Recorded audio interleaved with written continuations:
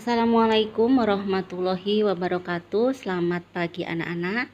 Kita bertemu kembali dalam mata pelajaran kearsipan. Untuk kompetensi dasar yang pertama ini yaitu memahami arsip dan kearsipan.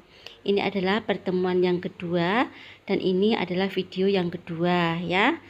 Materi pagi hari ini adalah asas kearsipan. Untuk bagian pertama, kalian silakan buka video pertemuan yang kedua bagian pertama gitu ya, yaitu tentang nilai guna arsip dan daur hidup arsip.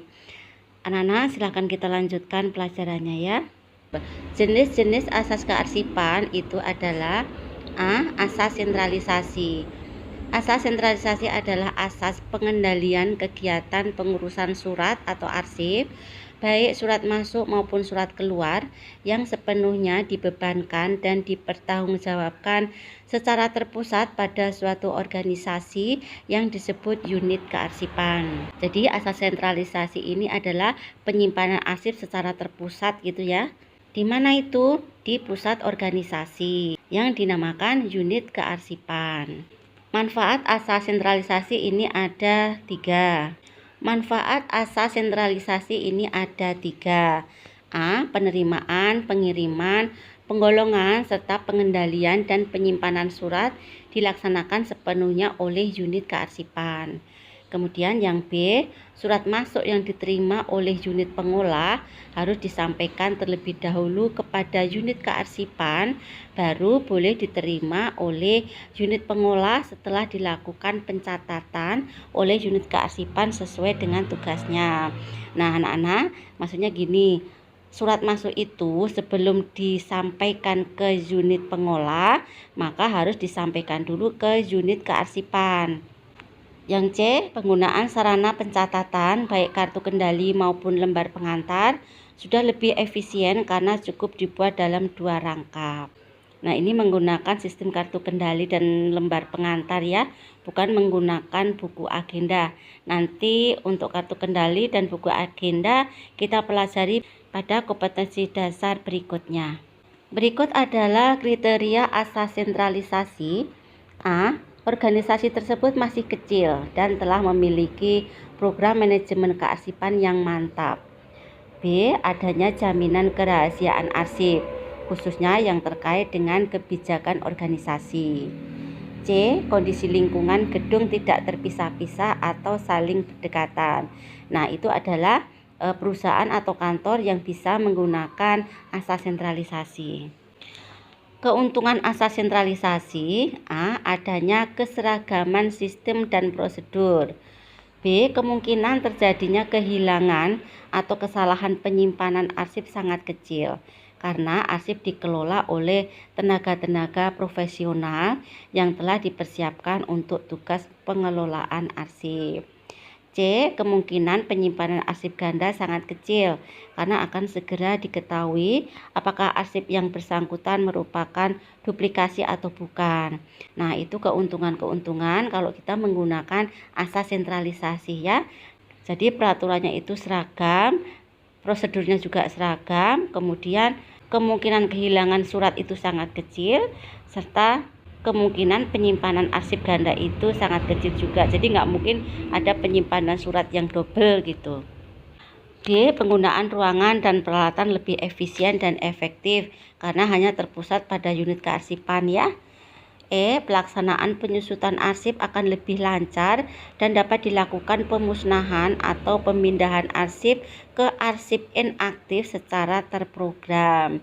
Ini artinya untuk memindahkan arsip dari arsip aktif ke arsip inaktif ini lebih baik lagi karena arsip ini hanya tersimpan dalam 1 unit gitu maksudnya. Kemudian pengawasan lebih mudah karena hanya mengawasi 1 unit kearsipan saja ya.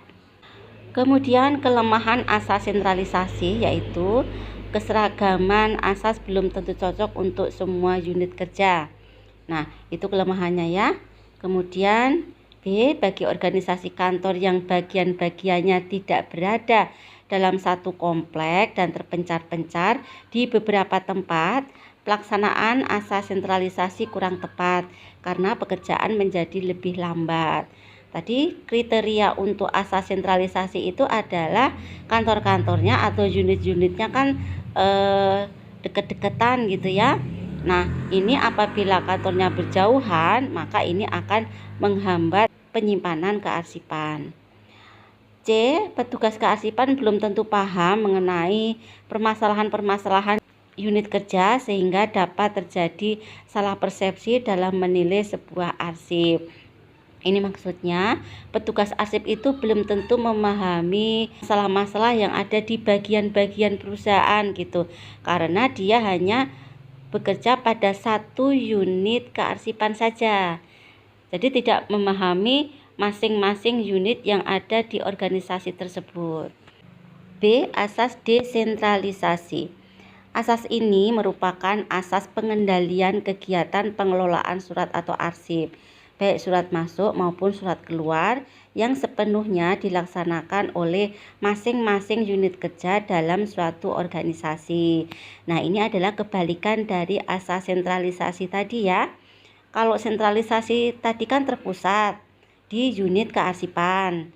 Nah, kalau desentralisasi ini, arsip ini disimpan di masing-masing unit kerja dalam suatu organisasi gitu. Ibu kasih contoh nih di sekolahan kita ya. Kalau menggunakan asas sentralisasi, maka surat yang masuk itu langsung ditujukan kepada tata usaha. Nah, nanti bagian tata usaha itu disimpan suratnya. Itu kalau sentralisasi. Kalau desentralisasi, surat itu ditujukan kepada siapa? Misalnya ditujukan kepada ketua program manajemen perkantoran gitu. Maka surat tersebut diberikan kepada ketua program manajemen perkantoran. Jadi tidak diberikan kepada tata usaha atau bagian kearsipan yang ada di sekolah gitu ya, tetapi disimpan di unit kerja atau di program keahlian manajemen perkantoran atau OTKP, itu maksudnya. Manfaat asas desentralisasi. A. Pengelolaan, pengarahan, dan pengendalian surat itu dilaksanakan sepenuhnya oleh unit pengolah. Kemudian yang B, fungsi dan wewenang unit kearsipan terbatas pada penerimaan dan pengelolaan serta menyimpan arsip inaktif. Masih ingat arsip inaktif itu apa, Nak? Ya, itu adalah arsip yang sudah tidak digunakan lagi ya. C. Penggunaan sarana pencatatan surat baik kartu kendali maupun lembar pengantar. Nah, jadi ini masih menggunakan kartu kendali dan lembar pengantar ya. Kemudian apa keuntungan menggunakan asas desentralisasi? A. Unit kerja dapat menerapkan asas pengelolaan kearsipan yang sesuai dengan bidang pekerjaannya. Jadi masing-masing unit kerja itu boleh mengelola arsipnya sendiri ya. Jadi bukan di unit kearsipan yang terpusat gitu. B. Proses kerja lebih lancar karena arsip dapat ditemukan dengan cepat. Karena unit kerja ini lebih kecil dari pusat, maka penyimpanan arsipnya pun lebih sedikit, sehingga apabila dicari cepat diketemukan. C. Penetapan nilai guna arsip lebih tepat.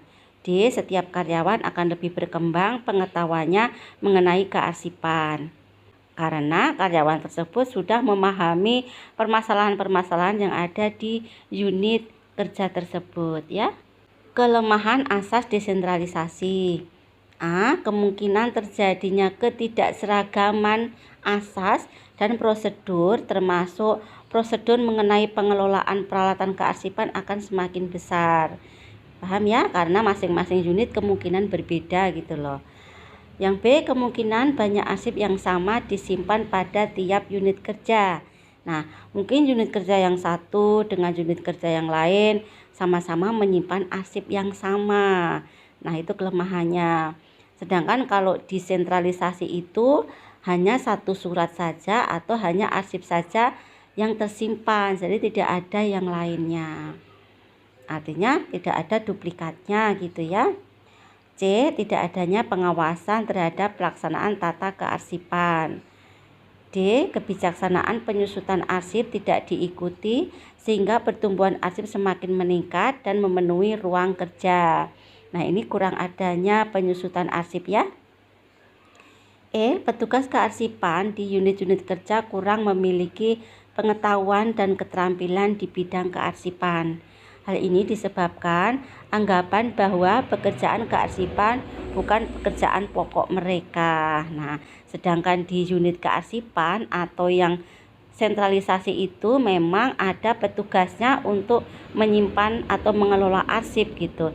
Makanya tenaganya itu atau pegawainya itu ahli di bidang kearsipan. Paham enak ya? Yang C adalah asas desentralisasi terkendali atau asas gabungan. Berarti asas sentralisasi dan asas desentralisasi digabung gitu ya.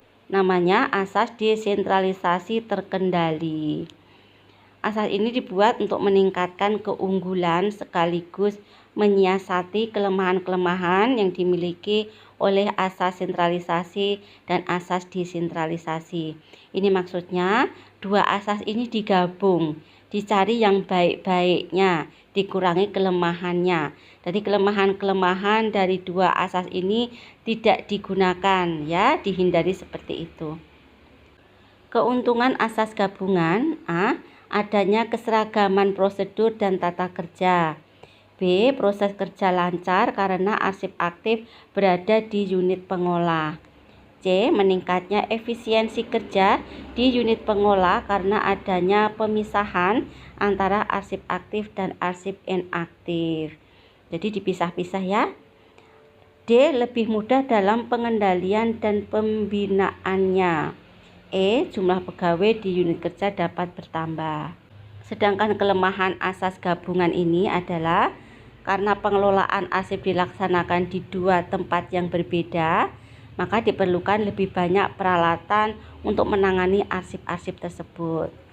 Yang B, kemungkinan adanya arsip ganda masih dapat terjadi. C, memerlukan tenaga kerja yang lebih banyak untuk menangani arsip karena disimpan di dua tempat tadi ya. Yang D, bagaimana cara memilih asas pengelolaan yang sesuai?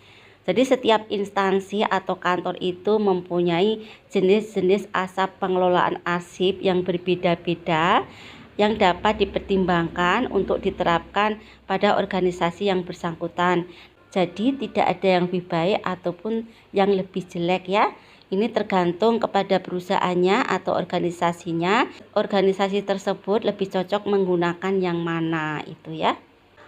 Hal-hal yang menjadi pertimbangan untuk memilih asas kearsipan, apakah sentralisasi, apakah desentralisasi, ataukah gabungan ya. Pertimbangannya seperti di bawah ini. A. Besar kecilnya rentang tugas organisasi yang bersangkutan. Jadi semakin banyakkah tugas organisasi tersebut, kalau banyak dia pantasnya menggunakan asas kearsipan yang mana gitu. Kemudian kompleksitas tugas dan fungsi organisasi. Apakah semakin kompleks atau sederhana kegiatannya? Nah, itu juga menentukan pemilihan asas kearsipan. C. Lokasi gedung kantor satu atap atau terpencar. Nah, kalau misalkan satu atap ini lebih baik menggunakan sentralisasi ya. Kalau terpencar, misalkan antar kabupaten atau antar kecamatan, nah itu bisa menggunakan asas desentralisasi. D. Jumlah pegawai yang ada dalam suatu organisasi.